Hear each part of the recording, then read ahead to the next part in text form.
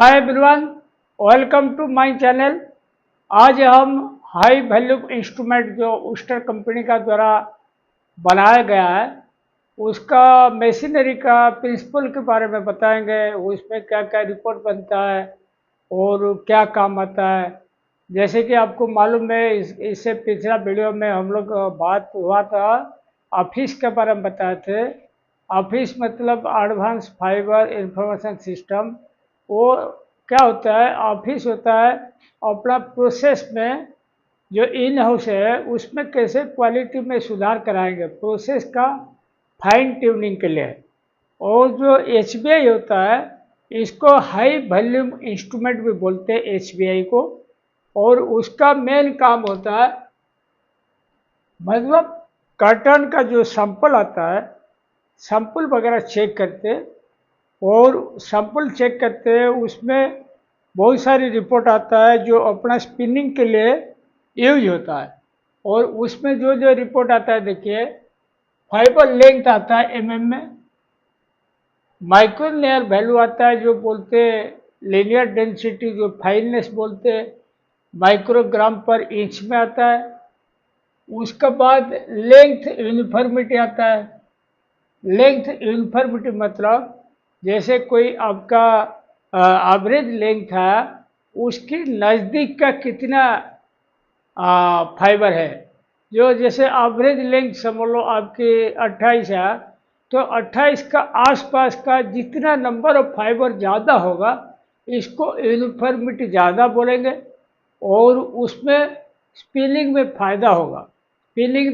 Spinning में फ़ायदा होगा इन द सेंस आईपीआई घटेगा, सीएसपी बढ़ेगा, थिक थिन कम हो जाएगा, और नेब्स कम होगा, हेरीनेस, मतलब हर तरह का फायदा ही होगा उसमें। यूनिफॉर्मिटी जब लेंथ यूनिफॉर्मिटी रहता है। उसके बाद देखो स्ट्रेंथ। स्ट्रेंथ होता है क्या, ग्राम पर टेक्स्ट, मतलब फाइबर का, इंडिविजुअल फाइबर का स्ट्रेंथ जो होता है या बंडल फाइबर का स्ट्रेंथ जो होता है, ये जो ग्राम पर टेक्स है बंडल फाइबर का, क्योंकि एसबीआई में बंडल की रिपोर्ट आता है। और इसमें जी टैक्स जो होता है, ग्राम पर टैक्स जितना ज़्यादा होता है उतना बढ़िया माना जाता है। और उस ये ध्यान रखो, जो माइक्रोनेयर वैल्यू होता है ये आपकी 2.5 से लेकर 5.5 7 तक भी जा सकता है। और लेंथ यूनिफॉर्मिटी देखो, ये लेंथ यूनिफॉर्मिटी जितना बढ़िया रहेगा, मतलब ये 81 से 85 तक जाता है, ठीक है, परसेंटेज। और स्ट्रेंथ जो होता है ये आपके 18 से लेकर 42 तक जाता है जेटेक्स। और एलंगेशन जो होता है 5 से 6%, मैक्सिमम 6.5% होता है। और एलंगेशन जो होता है देखो, स्ट्रेंथ के बारे में बता दूँ, स्ट्रेंथ जितना ज़्यादा रहेगा उतना सीएसपी आएगा, उसका ड्यूरेबिलिटी रहेगा धागे का, कपड़ा का। और स्ट्रेंथ रहेगा ज़्यादा तो आपके वीविंग प्रोसेस में जैसे वर्किंग है, साइजिंग है और वीविंग है, ब्रेकेज कम होगा। आपके स्पिनिंग का भी परफॉर्मेंस बढ़िया रहेगा, रिम फ्रेम वगैरह का ब्रेकेज कम रहेगा, ऑटोकोड में कट्स कम रहेगा, सब प्रकार का बेनिफिट रहेगा।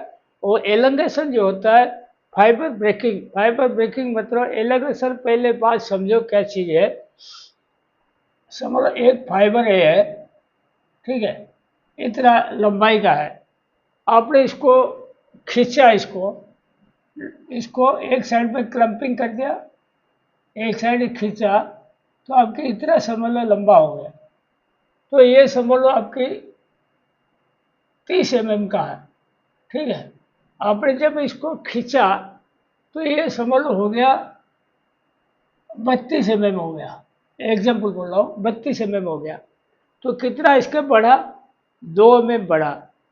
तो 2 जो बढ़ा तो इसका 2/30 इंटू 100, ये आएगा 6 पॉइंट कुछ आएगा, 6.6 ऐसे कुछ आएगा, एलंगेशन आएगा। तो इसको एलंगेशन मतलब 32 में वो टूट गया, उसके आगे खींच नहीं पाया। तो जितना एलंगेशन अच्छा रहेगा उसका वर्किंग में बढ़िया रहेगा। समझ लो थोड़ा सा प्रेशर पड़ा टूट गया तो वो वर्किंग में आएगा नहीं बराबर। तो एलंगेशन जो रिक्वायरमेंट है 5 से 6, ज़्यादा तक 6.5 तक होना चाहिए।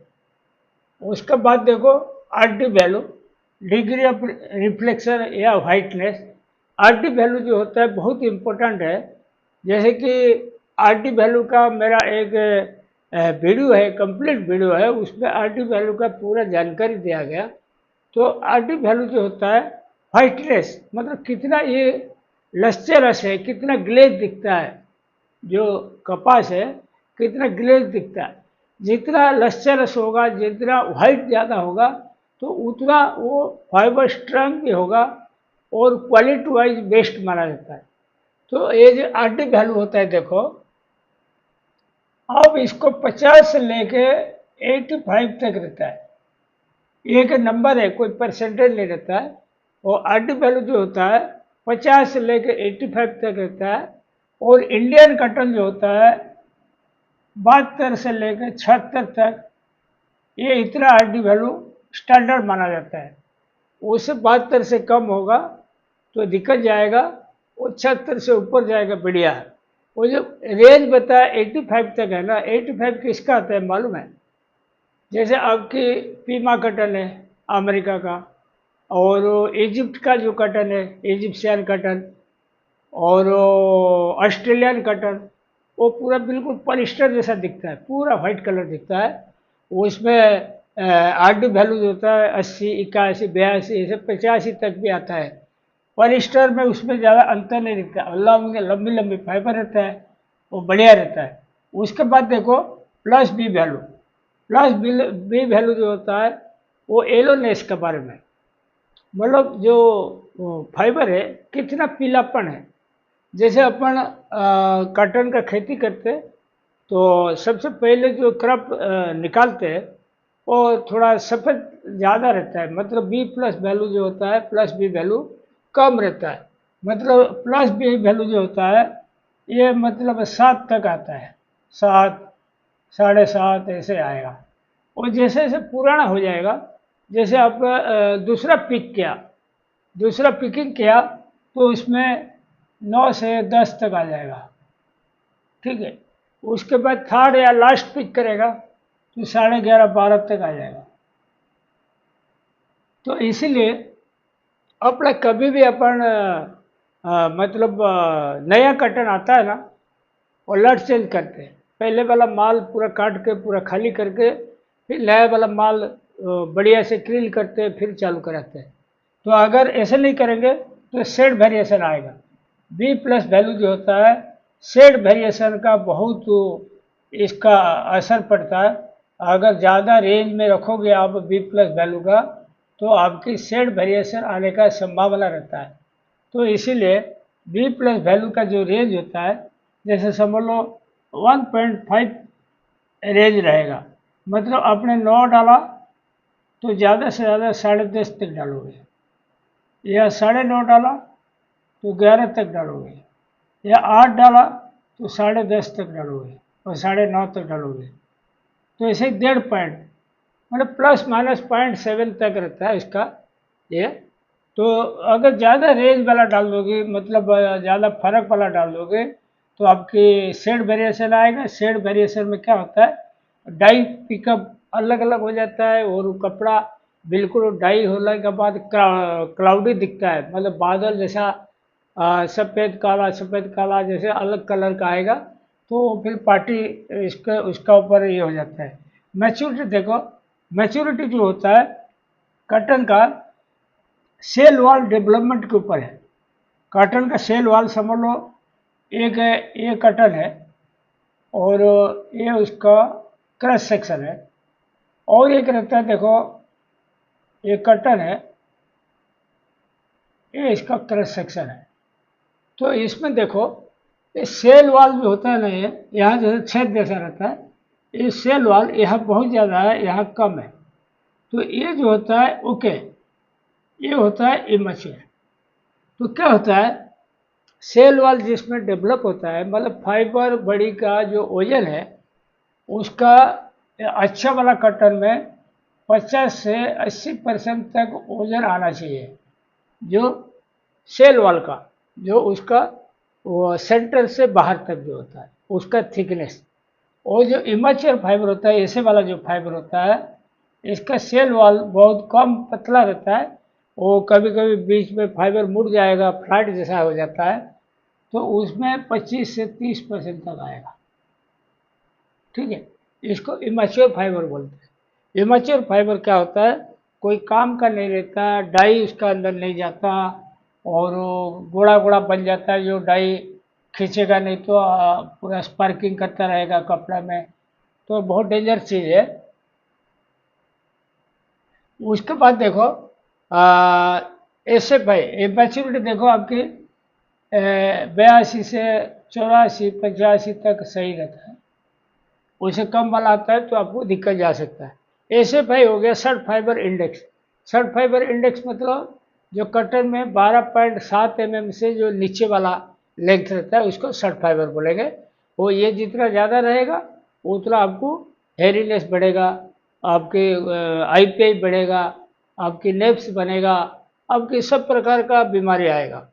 तो SCI जो होता है स्पिनिंग कंसिस्टेंसी इंडेक्स, वो जो होता है आपकी ये जो प्रॉपर्टी है, मोटा मोटा प्रॉपर्टी जैसे fiber length, mic length, strength, RD value plus b value और ट्रास, ये सब लेके जो उसका जो मिला जुला रिजल्ट आता है एक नंबर में आता है, इसको SCI बोलते हैं, स्पिनिंग कंसिस्टेंसी इंडेक्स। मतलब कोई कोई जैसे बहुत सारी बेल्ट टेस्ट करना है और टेस्ट रिपोर्ट भी बन गया, तो जो कोई रिपोर्ट क्वालिटी कंट्रोल वाला कोई VP GM को दिखाते हैं, वो SCI देख के बोल देते हैं कटर नहीं लेना, ये कटर रिजेक्ट करो, ये वाला ओपोनेंट में डाल दो, ऐसे करके बोलते हैं। तो SCI जो होता है ये 5 प्रॉपर्टी जो कटन का मेजर मेजर प्रॉपर्टी, उसका मिला जुला एक नंबर आता है। तो वो नंबर का जो ज़्यादा रहेगा उतना अच्छा कटन है, कम रहेगा तो इसको खराब कटन बोलेंगे। तो जनरली तो कटन में जैसे ऐसे ही है, जैसे समझ लो 130 से 140 तक ले सकते हो, या 140 से 150 तक, मतलब 5-10 पॉइंट आप ऊपर नीचे ले सकते हो। बहुत ज़्यादा फर्क है, समझ लो आप 130 से 140 से आप मिक्सी ले लो, तो इसमें कोई 110 आया तो लेना नहीं इसको, वो लेंगे तो आपकी क्वालिटी पूरा ख़राब हो जाएगा। तो SCI का जो मोटा मोटा है, ज़्यादा डिफरेंस वाला भी लेना नहीं। हम जब बेल मैनेजमेंट पढ़ेंगे ना उस टाइम आपको मालूम पड़ेगा मतलब क्या रेंज का लेना है क्या नहीं लेना। मॉइस्चर, मॉइस्चर देखो कटर में जनरली 7.5-8% रहता है, तो मॉइस्चर अगर कम ज़्यादा रहे तो बहुत सारी इम्पेक्ट पड़ता है। मॉइस्चर ज़्यादा रहेगा लेब्स बढ़ेगा, मॉइस्चर ज़्यादा रहेगा इनविजिबल लॉस बढ़ेगा, रिकवरी कम होगा, तो ये सब दिक्कत जाएगा। और वो ट्रास देखो, ट्रास तो आपके रहेगा मतलब कटन के ऊपर डिपेंड करता है, 2.5-3% से लेके 11-12% तक भी ट्रास वाला कटन आता है। ट्रास जितना ज़्यादा रहेगा उतना खराब है। ठीक है, ये आपकी मोटा मोटा यही सब चीज़ आपके पास मिलेगा HBI रिपोर्ट में। तो आप इसको बारीकी से मतलब ये कर सकते हो, देख सकते हो कैसे इसका बनता है और कैसे टेस्ट होता है। टेस्ट होने से पहले आपको बता दूं, देखो ये जो पूरा ये दिखा रहा हूँ ना, इसको HBI मशीन बोलते हैं। ठीक है, HBI मशीन ओस्टर कंपनी वाला बनाया गया, और इसमें क्या होता है 10 ग्राम का लगभग अपन सैंपल लेते हैं, यहाँ पे वेट करते हैं। वेट करने के बाद क्या करते हैं, यहाँ देखो एक जाली वाला ट्यूब जैसा है, तो उसका अंदर हम क्या करते हैं, जाली वाला ट्यूब होता है ना, उसका अंदर अपन क्या करते हैं, उसका अंदर रुई पहले सबसे पहले हाथ से भील लेते हैं, मतलब अलग अलग कर देते हैं हाथ से। फिर इसको हाथ से अलग अलग करने के बाद वो ट्यूब का अंदर डाल देते हैं। वो जो ट्यूब होता है, देखो आपको बता दूं एक बार, उसमें खाली माइक का डिसीजन होता है कितना माइक्रोनियर वैल्यू, समझ लो ऐसा रहता है। देखो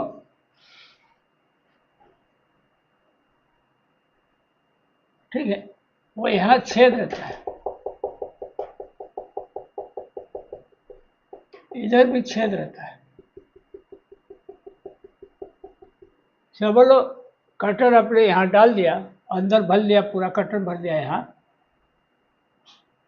जहाँ पे आपने ज़्यादा मोटा फाइबर है उसका समझ लो इसमें 5 का माइक का अपन फाइबर है, एग्जाम्पल बोलो, तो ऐसे ऐसे मोटा मोटा रहेगा, 5 का रहेगा तो एग्जाम्पल बोलो। और समझ लो इसमें 3 का माइक का फाइबर, तो छोटा छोटा रहेगा।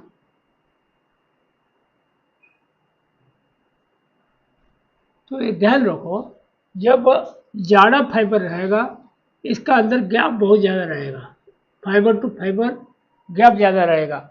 उस टाइम जब अपन एयर ब्लो करेंगे हवा ज़्यादा पास करेगा, तो ये इसको बोलते हैं एयर फ्लो मेथड।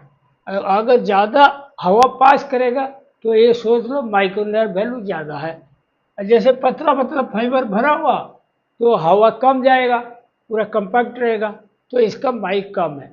तो अमाउंट ऑफ एयर, कितना एयर उसमें पास किया उसके हिसाब से वो कंप्यूटर को बताएगा ये इसका माइक इतना है करके। तो एयर फ्लो मेथड में होता है। और उसके बाद देखो यहाँ पे जो है ये माइक का हो गया, यहाँ पे जो है ना आर और बी प्लस वैल्यू यहाँ पे चेक करते हैं। और इसमें एक है वीडियो स्कैनर है, मतलब मटेरियल जो अपन ओपन के हाथ से 10 ग्राम का माल लिए थे, इसका नीचे रखेंगे और ये जो जॉ है इसको दबाएंगे, दबाएंगे तो कर्टन प्रेस करेगा, प्रेस करने के बाद उसका लाइट ऑन होगा, ऑन होगा तो स्कैनिंग करके बताएगा, जैसे अपने सोनोग्राफी करते हैं ऐसे ही इसमें R D value plus b value और ट्रांस ये सब आएगा। ठीक है, इसमें ये सेंसिंग करेगा और आपके जो कंप्यूटर है कंप्यूटर में सब आ जाएगा, आर डी वैल्यू इतना, प्लस बी वैल्यू इतना और ट्रांस इतना। ठीक है, ये सब आ जाएगा।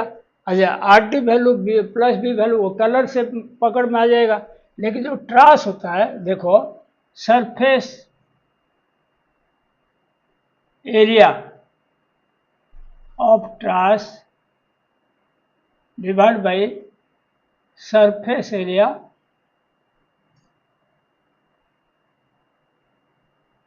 ऑफ कर्टन इनटू 100, ये आ जाएगा ट्रांस परसेंट। समझ लो इसका अंदर जो ट्रांस है, जैसे प्रेस करेंगे और वीडियो स्कैनिंग करेंगे, उसका अंदर जो ट्रांस रहेगा उसका कलर अलग रहेगा, काला काला कलर का रहेगा।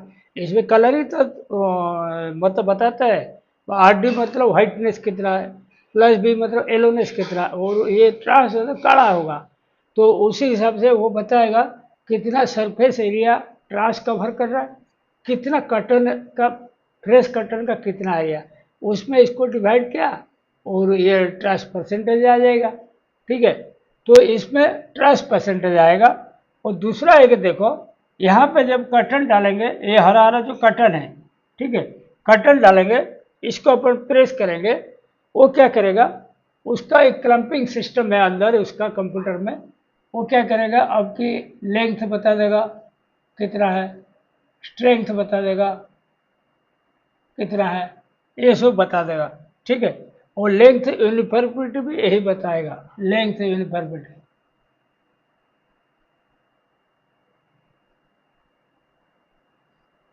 ये आप सोच लो जैसे अपन सोनोग्राफी करते हैं ना शरीर का अंदर, ऐसा ही मशीन है, वो कंप्यूटर से लिंक है। यहाँ पे जैसे आप ऑपरेट करोगे अपना वो सब दिखाएगा। ठीक है, तो ये सब डिटेल इसमें आ जाएगा। अच्छा, उसके बाद देखो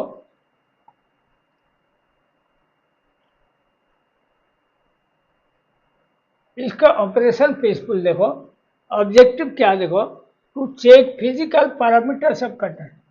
फिजिकल पैरामीटर ऑफ कटर मतलब कॉटन का जो प्रॉपर्टी बताए सारी चेक करके बताएगा। और सैम्पलिंग जब करोगे देखो, सैंपल जब लोगे तो जैसे ये कॉटन बेल है ना, तो इसका साइड से नहीं लेना, इसको फाड़ देने का और अंदर से सैंपल लेना, कहीं से भी ऐसे एरिया से लेना अंदर से, क्योंकि साइड से ले लोगे कोई ट्रास से झड़ गया होगा, कोई गंदा हो गया होगा, कहीं मतलब रुई शर्ट फाइबर गिर गया होगा, तो कुल मिला के इसका रिजल्ट ठीक नहीं आता। अंदर से लेना, और मॉइस्चर भी कम होगा, सूख गया होगा, तो अंदर से लेना। समझ लो आपकी 100 बेल का आपकी लॉट आया ना, तो 100 बेल में कम से कम 5, 4, 10 भी कोई कोई लेता है, उतना अमाउंट का सैंपल लेना, सैंपल लेके इसको टेस्टिंग के लिए देना। और सबसे पहले देखो, check calibration of standard calibrated cotton. ये जो एसबीआई मशीन जब आता है, वो एक कैलिब्रेटेड कटर देता है, एक मीडियम काउंट, एक कोर्स काउंट। उसमें क्या होता है, अपन मशीन में उसका टेस्ट करते हैं, उसका पर्टिकुलर कैलिब्रेटेड कटर में लिखा रहता है, लेंथ इतना, माइक इतना, ट्रास इतना, आरडी वैल्यू इतना, प्लस बी वैल्यू इतना, पूरा डिटेल लिखा रहता है। जब वो कटर टेस्ट करोगे, समझ लो उसका जो लिखा हुआ आया उतना ही आया, तो ओके दिखाएगा कंप्यूटर। कंप्यूटर जब ओके दिखाएगा, तब अपना सैंपल चला सकते हो। मतलब कैलिब्रेटर कर्टन डाल के आपको चेक करना है पहले, अगर if calibration is okay test for properties.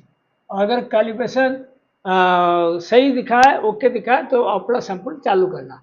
Take samples randomly by opening bale, bale from inside, bale का अंदर से लेना।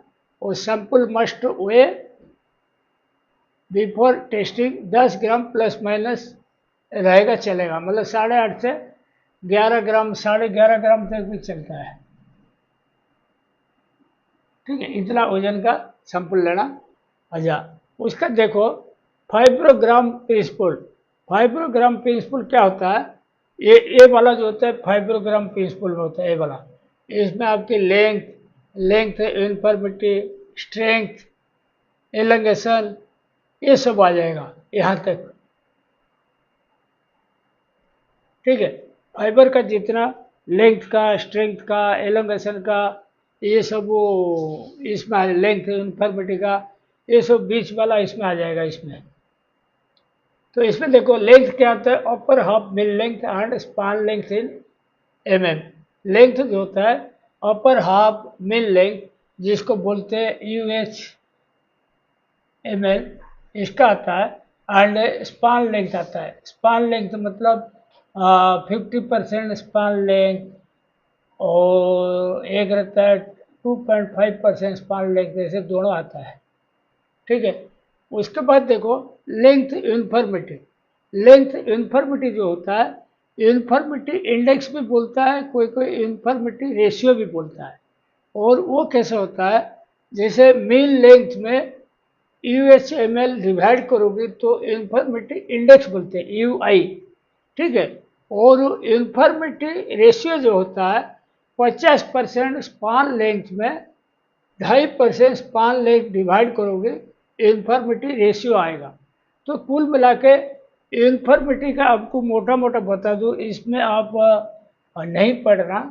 आपको यूनिफॉर्मिटी का देखो मोटा मोटा बता देता हूँ। जैसे कि अपन इसमें फाइबर जो अपन सैंपल लेते हैं, उसका फाइबर ऐसे ऐसे लेंथ का है, अपन ऐसे जमा है इसको। ठीक है, ऐसे ऐसे फाइबर इसको क्लम्पिंग करके लगा है। तो ये समझ लो इस तरह का ग्राफ आया।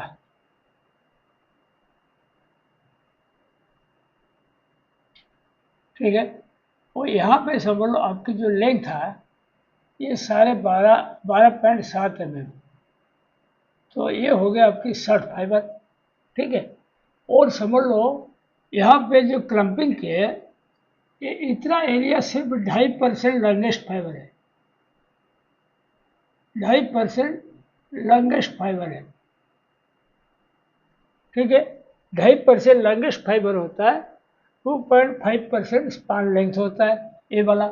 इतना लेंथ देखो, यहाँ लेंथ बढ़ गया, इतना लेंथ आ गया। ठीक है, वो जैसे अपना यहाँ से समझ लो 0 सेंटीमीटर से अपने यहाँ पे 24 सेंटीमीटर तक अपन माल ऐसे ब्लैक बोर्ड में मतलब वेलवेट कपड़ा में अपन लगा के रखे थे। तो ये समझ लो ये 4 mm का 20 से आगे जितना शर्ट फाइबर था, तो 0 से 20 तक जो रहा, इसका मीन कितना हो गया, 10 हो गया। तो ये जो लेंथ आएगा, इसको मीन लेंथ बोलते हैं। ठीक है, ये मीन लेंथ बोलते हैं। तो ये ध्यान रखो, ये जो मीन लेंथ होता है वो इसका अलग हिसाब किताब होता है, ठीक है। और इसका जो 25% फाइबर जो लॉन्गेस्ट फाइबर रहता है, 25% लॉन्गेस्ट फाइबर रहता है, इसको अपन ऑफिस में यूकेएल भी बोलते हैं, यूक्यूएल भी बोलते हैं, ठीक है।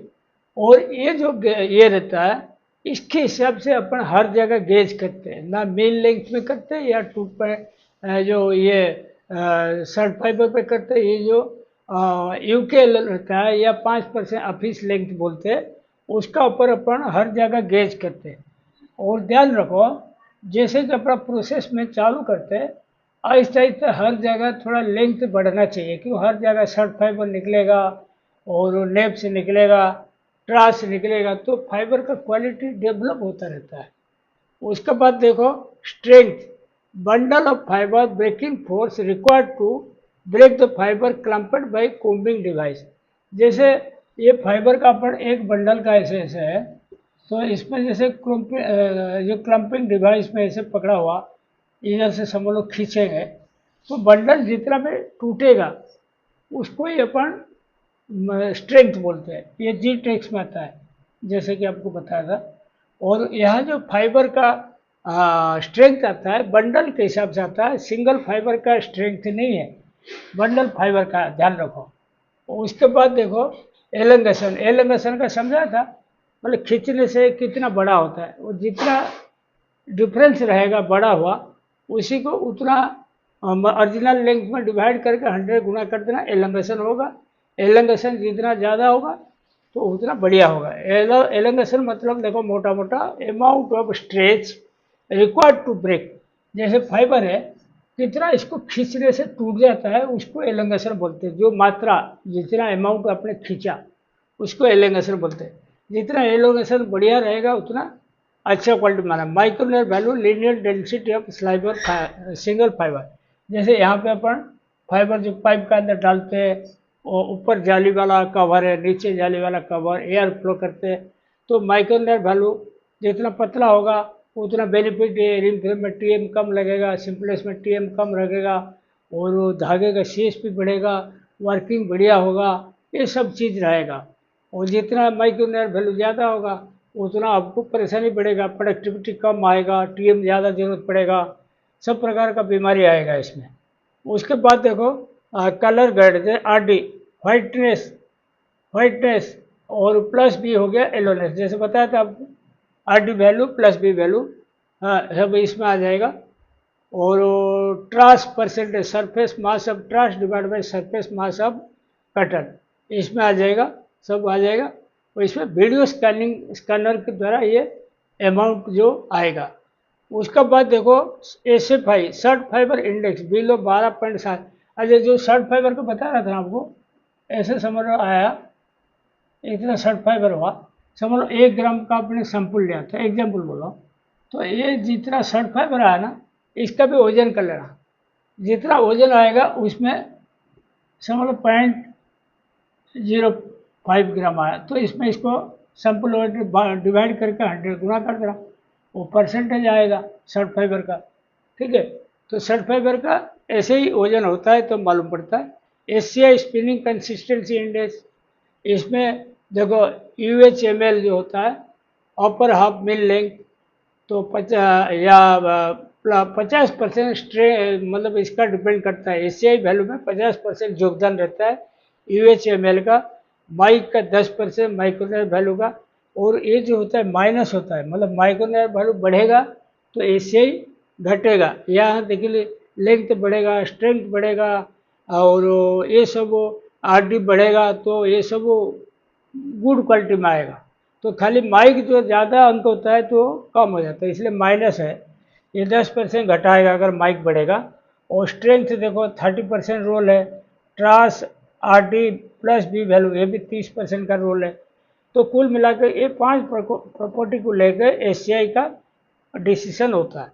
और मॉइस्चर देखो, water molecule present in cotton, cotton का अंदर कितना नमी है, कितना मॉइस्चर है, तो वो आपके वाटर मॉलिक्यूल कितना उसका अंदर है उसका ऊपर डिपेंड करेगा, वो भी आपको बताएगा। तो उस्टर एसबीआई जो होता है ये बहुत इम्पोर्टेंट मशीन है।